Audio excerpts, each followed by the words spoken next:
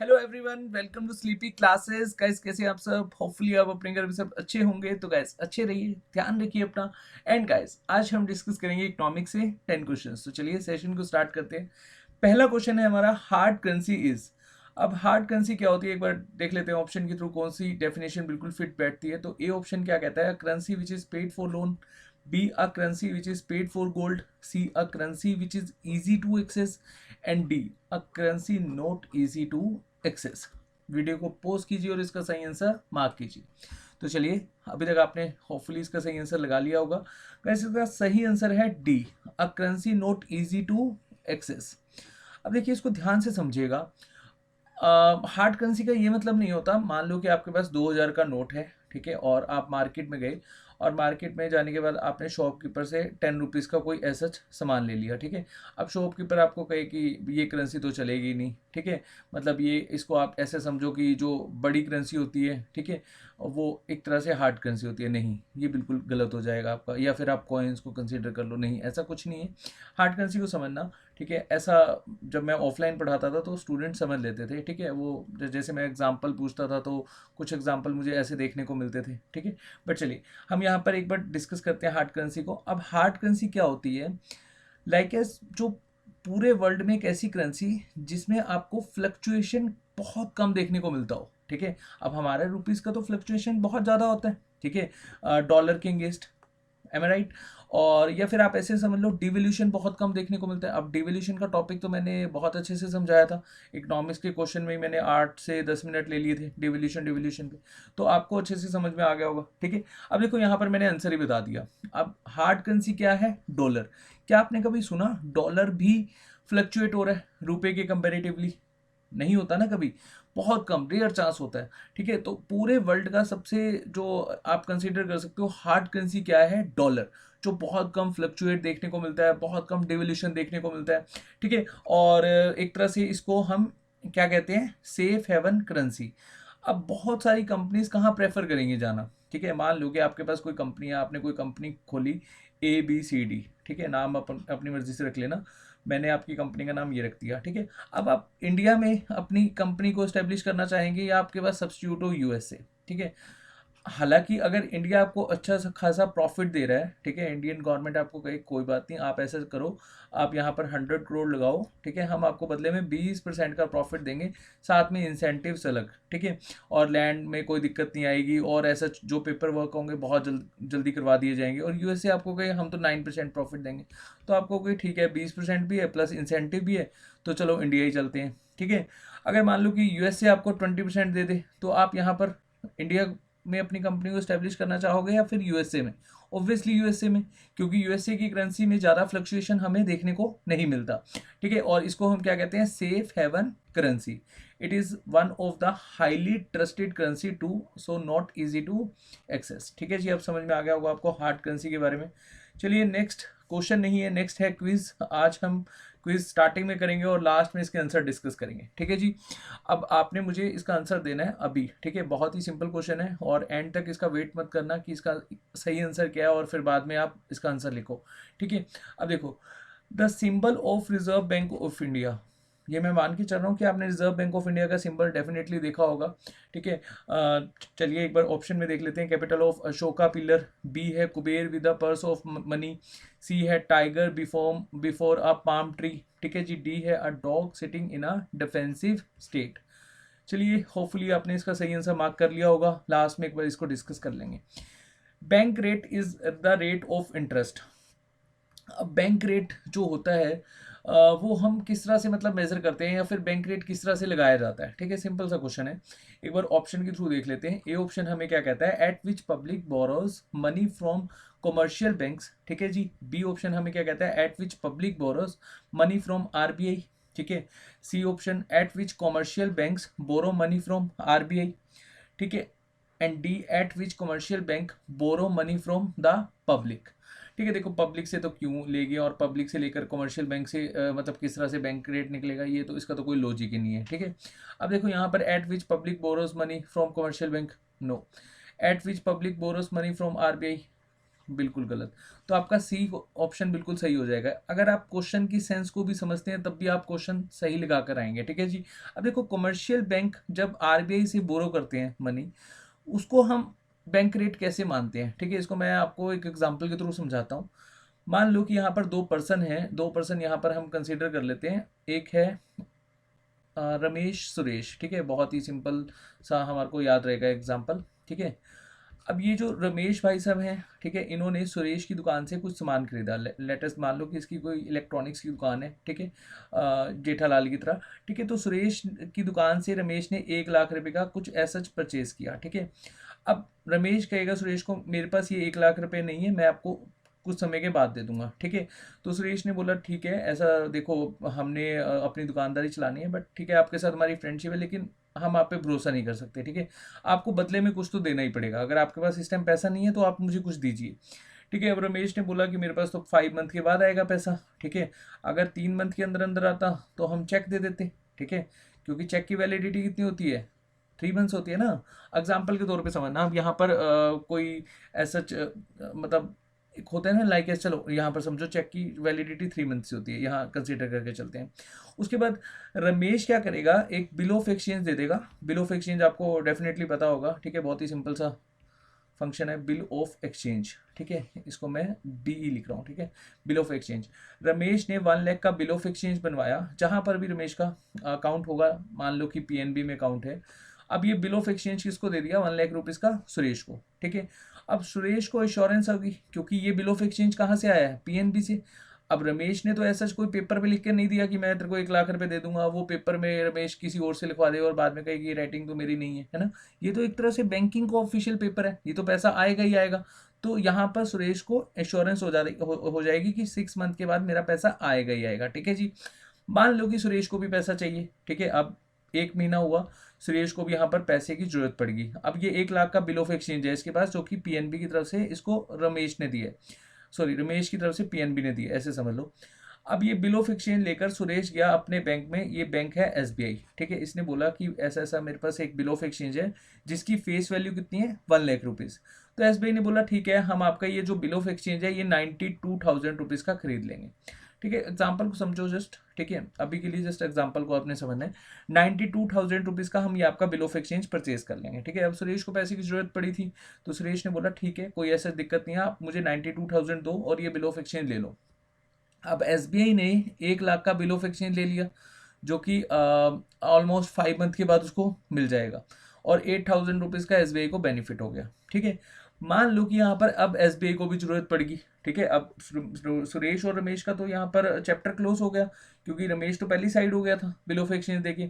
अब सुरेश ने भी ये बिल ऑफ एक्सचेंज दे दिया किसको, एसबीआई को, तो सुरेश का भी चैप्टर क्लोज हो गया। अब यहाँ पर बात किसकी चल रही है, एसबीआई, क्योंकि बिल ऑफ एक्सचेंज किसके पास है, एसबीआई के पास, ठीक है जी।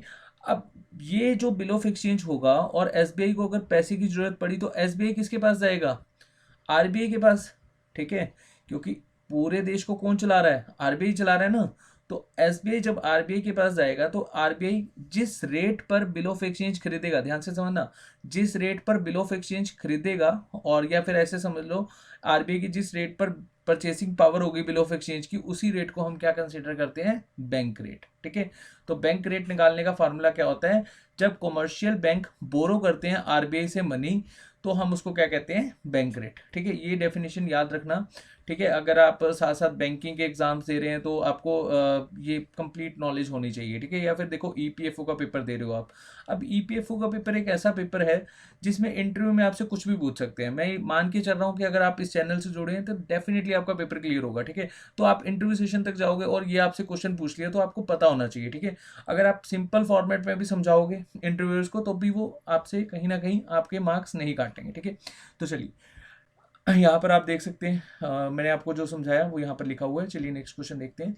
Legal tender money refers to, बहुत ही सिंपल क्वेश्चन है, इसको गलत मत करना।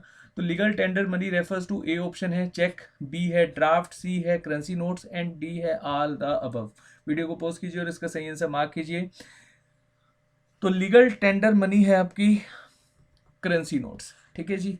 चेक्स ड्राफ्ट को लीगल टेंडर मनी नहीं कहा जाता, ठीक है। तो करेंसी नोट्स होती हैं आपकी लीगल टेंडर मनी, ठीक है। एक बार इसको डिटेल में पढ़ लेना, ठीक है, यहाँ पर देखिए, आपको अगर 2016 8 नवंबर का दिन याद होगा तो डेफिनेटली आप ये क्वेश्चन कभी गलत नहीं करेंगे, ठीक है, क्योंकि इस दिन हमारे देश में 500 और 1000 के नोट्स को बंद करा गया था, ठीक है। मतलब आपको पता ही है, ड्यू टू करप्शन या फिर ड्यू टू ब्लैक मनी, बहुत सारे फैक्टर्स यहाँ पर थे जिसकी वजह से डिमोनेटाइजेशन हुआ था, ठीक है। 500 और 1000 के नोट्स बंद हुए थे, ठीक है। चलिए, ये अलग टॉपिक है, इसको फिर कभी कंसिडर करेंगे। तो यहाँ पर आप डिटेल इन्फॉर्मेशन एक बार देख सकते हैं। नेक्स्ट क्वेश्चन चलते हैं। When too much money is chasing too few goods the situation is. अब यहाँ पर ना क्वेश्चन का जो ऑप्शन है वो कुछ और होना चाहिए था, बट चलिए फिर भी इन ऑप्शंस के थ्रू आप समझिए कि इसका सही जवाब क्या है। When too much money is chasing too few goods the situation is. मान लो कि बहुत कम, लाइक जैसे आप यहाँ पर चंडीगढ़ में रहते हो, ठीक है। अब चंडीगढ़ में क्या हुआ, बहुत कम फ्यू गुड्स के रेट बढ़ गए एकदम से, ठीक है। और या फिर मान लो कि पंजाब वाले रीजन में बढ़ गए, हरियाणा वाले रीजन में बढ़ गए, ठीक है। ये वाली जो बेल्ट है ना, यहाँ पर रेट बढ़ रहे हैं, बाकी जगह रेट बिल्कुल नॉर्मल है, ठीक है। दिल्ली से अगर आप इधर जाओगे, दिल्ली, मध्य प्रदेश, यहाँ सारी जगह नॉर्मल रेट है। और ये कुछ फ्यू गुड्स है ना, इनके रेट बहुत ज़्यादा बढ़ गए एकदम से, ठीक है। When too much money is chasing too few goods the situation is. तो उस सिचुएशन को हम क्या कहेंगे, ठीक है, जब कुछ गुड्स के रेट बढ़ जाएंगे? डिफ्लेशन, इन्फ्लेशन, रिसेशन, या फिर स्टैगफ्लेशन। अब मैंने स्टैगफ्लेशन आपको बता रखे हैं। स्टैगफ्लेशन का तो सिंपल रिलेशन है अनएम्प्लॉयमेंट के साथ और साथ साथ एक्सेसिव इन्फ्लेशन के साथ, ठीक है। ये तो नहीं होगा। अब डिफ्लेशन हो नहीं सकता, रिसेशन हो नहीं सकता, तो मजबूरी क्या है, सही होना, इन्फ्लेशन की, ठीक है। तो इन्फ्लेशन आपका बिल्कुल सही हो जाएगा। वैसे इसका सही आंसर है डिमांड पुल इन्फ्लेशन, ठीक है जी।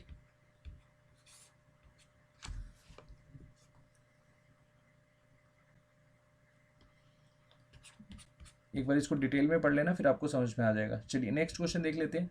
अब नेक्स्ट क्वेश्चन है आपका, क्विज है आज का, सेकंड क्विज। दो ही क्विज करनी थी आज हमें। फर्स्ट क्विज हमने ऑलरेडी देख ली है और आपने होपफुली इसका सही आंसर मार्क किया होगा। सेकंड क्विज भी देख लेते हैं। एक mark AGMARK is a guarantee of standard. किस चीज़ का स्टैंडर्ड प्रोवाइड करता है एगमार्क? जो एक तरह से हमारा मतलब मार्क है, ठीक है जी। ये AG मार्क कहा जाता है इसको। चलो, quality, quantity, weight, size. Video को पॉज कीजिए और इसका सही आंसर मार्क कीजिए, ठीक है जी। और लास्ट में चलकर मैं इसका सही आंसर बताऊंगा आपको। चलिए नेक्स्ट क्वेश्चन देख लेते हैं एक बार। Which of the following institution are correctly match with the headquarter is. अब यहाँ से आपने क्वेश्चन कमेंट सेक्शन में मेरे को बताने हैं। पहले एक बार मैच कर लेते हैं। एशियन इंफ्रास्ट्रक्चर इन्वेस्टमेंट बैंक का क्या हेडक्वार्टर बीजिंग में है, ठीक है जी। क्या न्यू डेवलपमेंट बैंक, जो एक तरह से ब्रिक्स बैंक भी कंसिडर होता है, इसका हेडक्वार्टर आपको शंघाई में देखने को मिलेगा, ठीक है।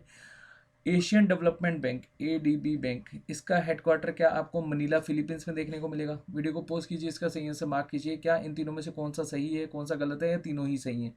देखिए गाइस, इसके जो आपको आंसर है इसका, वो डी देखने को मिलेगा। मतलब इसके तीनों ही पॉइंट बिल्कुल सही है।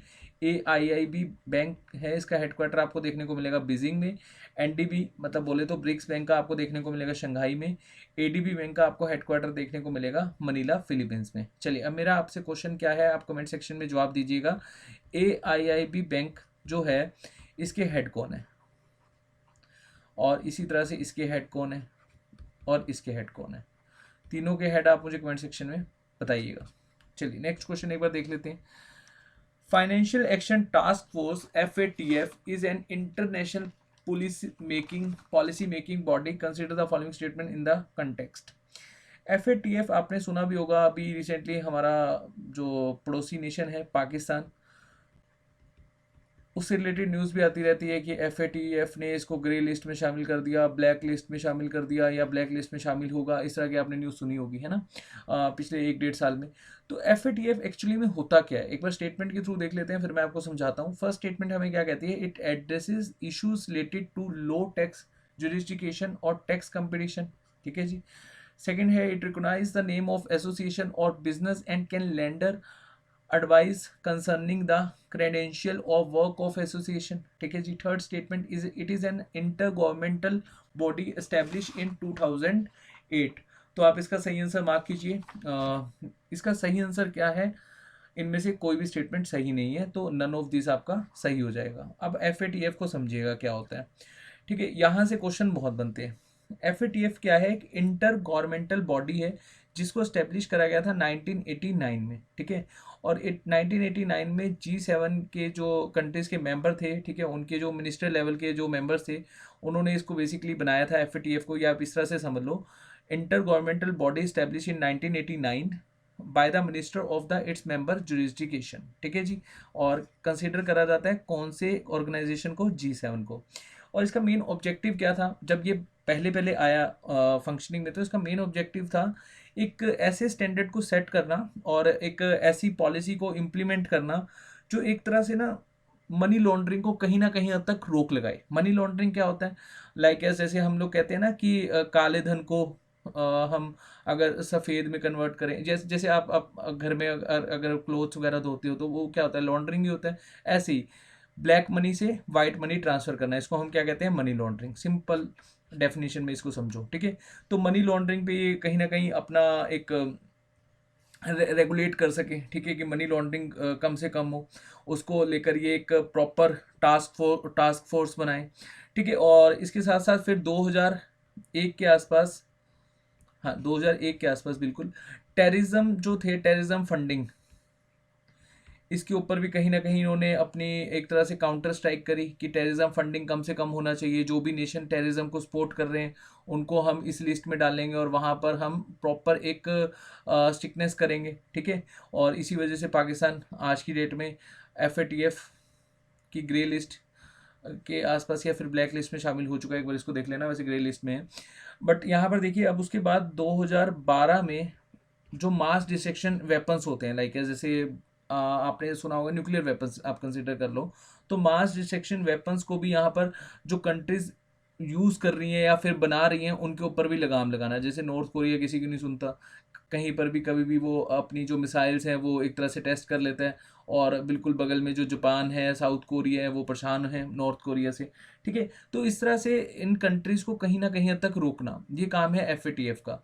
लेकिन FATF क्या उन कंट्रीज़ को रोक सकता है जो इनके मेंबर्स नहीं है? ये क्वेश्चन मेरा आपसे, आप मुझे कमेंट सेक्शन में जवाब दीजिएगा, ठीक है। अभी के लिए मैं आपको बताता हूँ। अब यहाँ पर इसका हेडक्वार्टर कहाँ पे है? इसका हेडक्वार्टर यहाँ ऐसे समझ लो, जहाँ पर OECD का हेडक्वार्टर है ना, मतलब बोले तो पेरिस में, वहीं सेम इसी का ही आपको पेरिस,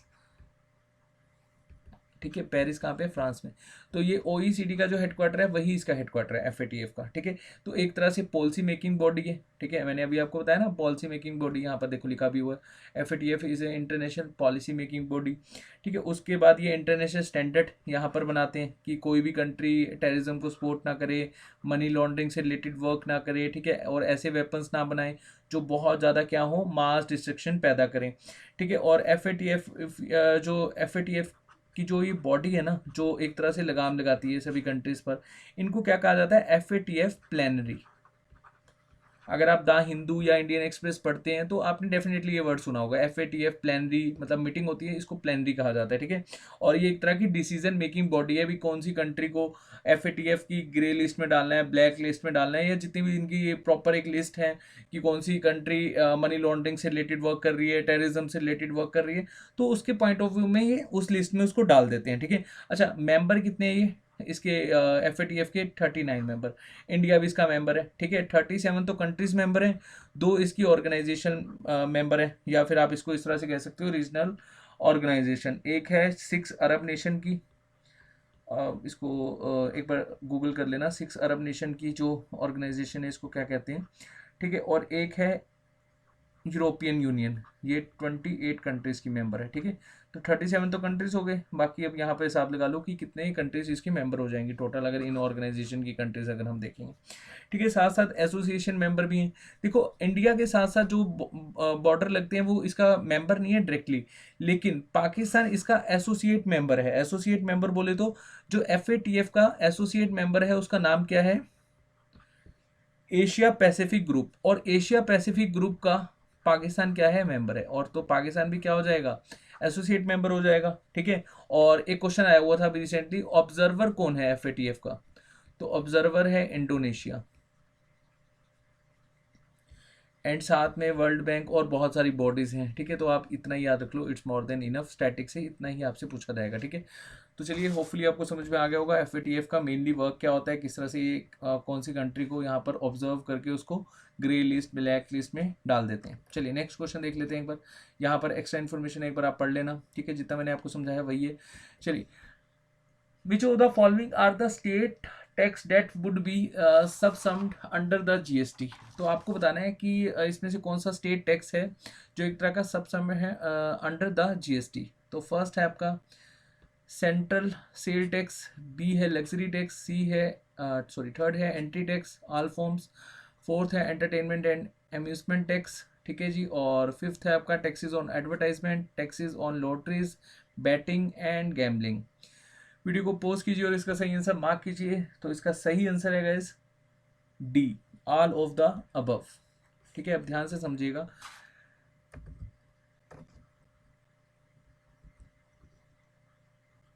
देखिए यहाँ पर sale tax, state VAT, central tax, luxury tax, entry tax, entertainment, और ये आपका taxes on the advertisement, purchase tax, tax on lotteries, betting, gambling, ठीक है जी, ये सारे के सारे किस में आते हैं, आपके state tax that would be subsumed under the GST। चलिए नेक्स्ट क्वेश्चन एक बार देख लेते हैं।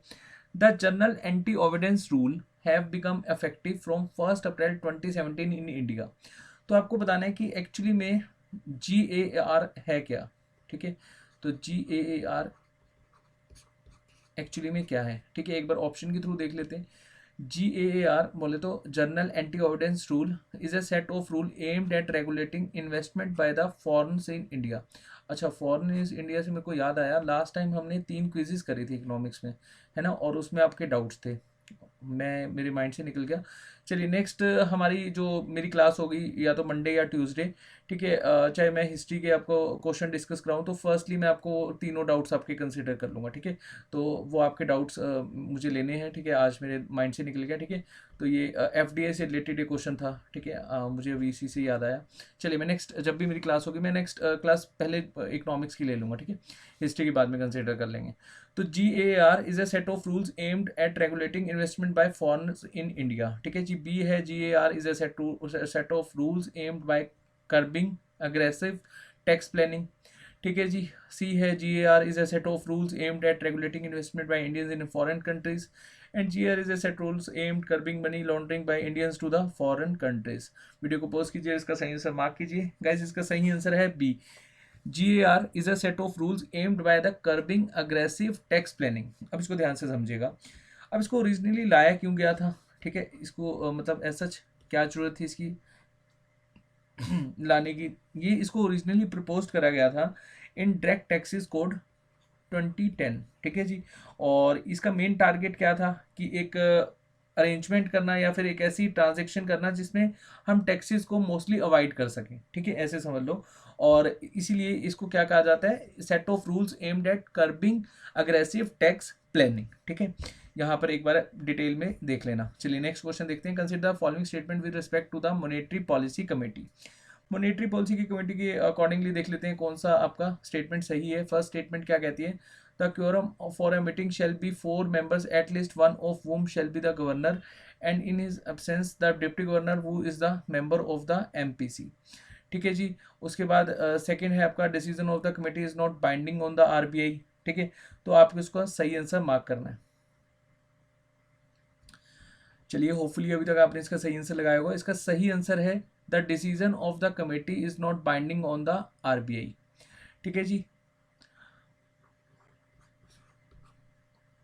नहीं सॉरी, सेकंड हो जाएगा, बी ऑप्शन बिल्कुल सही हो जाएगा। चलिए नेक्स्ट क्वेश्चन देख लेते हैं, आज का हमारा last question. Which of the following statement is are true about the new development bank. तो न्यू डेवलपमेंट बैंक के प्रोस्पेक्टस से आपको बताना है कि कौन सी स्टेटमेंट बिल्कुल सही है। All BRICS nation have equal share holding and equal voting rights in the bank, ठीक है, इक्वल वोटिंग राइट्स है सभी का। ब्रिक्स बोले तो 5 नेशन का एक organisation, Brazil, Russia, India, China, South Africa, ठीक है, सभी का जो वोटिंग राइट सेम है। फर्स्ट स्टेटमेंट तो आपकी सही है। चलिए सेकंड और थर्ड देख लेते हैं। Are members are the United Nation could be, यहाँ पर ध्यान से पढ़िए, could be members of the bank but the share of the BRICS nation can never be less than the 55% of the voting power, ठीक है, इसको ध्यान से समझना स्टेटमेंट को, ये बहुत अच्छी स्टेटमेंट है, ठीक है, कंफ्यूज मत होना। थर्ड देख लेते हैं, KV Kamath is a current president of the bank headquarter in the Beijing. बिल्कुल भी नहीं, केवी कमत अब नहीं है हेडक्वार्टर, सॉरी प्रेसिडेंट किसके, ब्रिक्स बैंक के या फिर हमारे एनडीबी बैंक के, ठीक है। तो इसकी दोनों स्टेटमेंट सही हो जाएंगी, फर्स्ट और सेकंड, ठीक है। जो यूनाइटेड नेशन के मेंबर हैं वो इसके मेंबर बन सकते हैं, लेकिन जो शेयर है ब्रिक्स का वो 50% से नीचे कभी जाने वाला है नहीं, ठीक है। तो ये सेकंड स्टेटमेंट भी आपकी सही हो जाएगी। तो ऑप्शन ए आपका सही हो जाएगा, फर्स्ट एंड सेकंड ओनली, ठीक है जी। चलिए, अब हमने एक बार क्विज देखी थी, क्विज एक बार देख लेते हैं, ठीक है। तो क्विज के आंसर मार्क कर लेते हैं। इसका सही आंसर हो जाएगा गाइस क्वालिटी, ठीक है जी। ये जो बेसिकली हमें प्रोवाइड करता है गारंटी ऑफ स्टैंडर्ड क्वालिटी, ठीक है। आपने देखा होगा प्रोडक्ट्स के पीछे लगा होता है, तो हमें लगता है कि हाँ अगर ये लगा हुआ है, ये मार्क है, तो इट मीन्स ये कहीं ना कहीं अच्छी क्वालिटी का प्रोडक्ट होगा, ठीक है। और चलिए फर्स्ट एक बार देख लेते हैं। अगर आपने आरबीआई की जो लोगो है वो देखा होगा, तो डेफिनेटली ये क्वेश्चन आपका सही होगा, tiger before a palm tree, ठीक है, सी ऑप्शन बिल्कुल सही हो जाएगा। चलिए, होपफुली आपको ये सेशन बहुत अच्छा लगा होगा और आपको समझ आया होगा। और जाते जाते वीडियो को लाइक जरूर करिए, और आपके जितने भी फ्रेंड्स तैयारी कर रहे हैं जहाँ पर इकोनॉमिक्स पूछे जाएगा, एसएससी, ईपीएफओ और जितने भी आपके एग्ज़ाम्स हैं, रेलवे या आप लाइक ए स्टेट के जो एग्ज़ाम्स दे रहे हो वहाँ पर भी इकोनॉमिक्स के क्वेश्चन आते हैं, तो आप उनके साथ भी शेयर कर सकते हो सेशन को। Thank you so much.